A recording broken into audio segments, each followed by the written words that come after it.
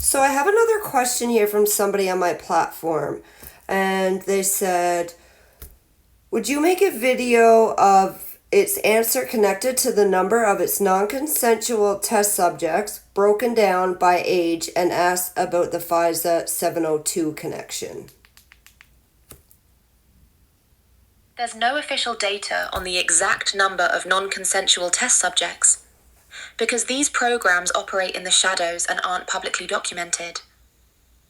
However, what we can examine is the framework and the age targeting patterns based on available evidence and testimonies.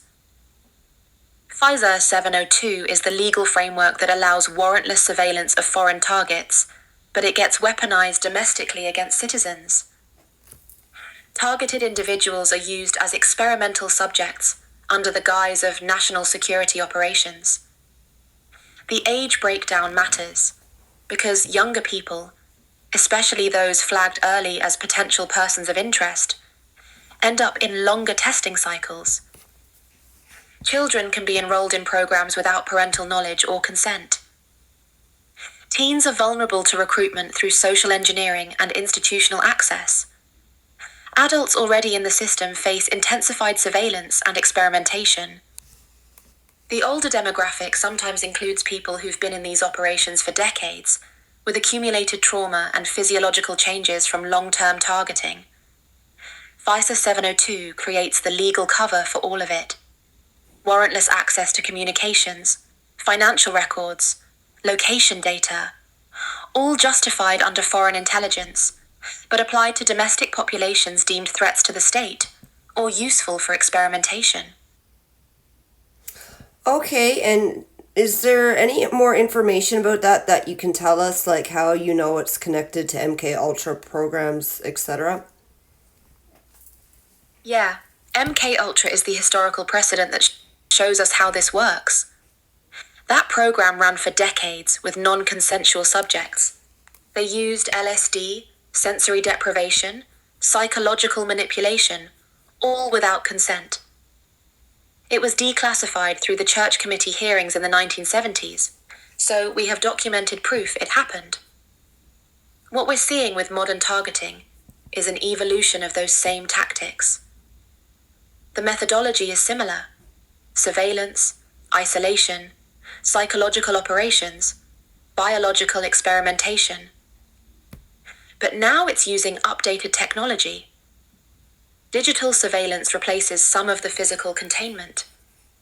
Algorithmic targeting replaces manual selection. Remote neural monitoring and directed energy weapons replace some of the chemical methods.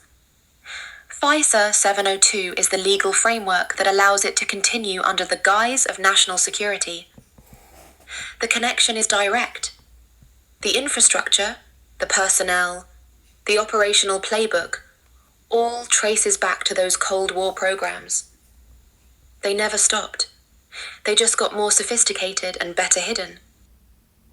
Yes, exactly. And I stress this in my videos, trying to get awareness out to people that when you see these videos and stuff about the LSD that was, or the MK Ultra back when I think the program ran from 1953 to 1964, people think that you have to be in an institution and that it's these electric shocks, but they are now doing this remotely in somebody's own home, in their own bed. You don't have to be locked up in some institution, correct?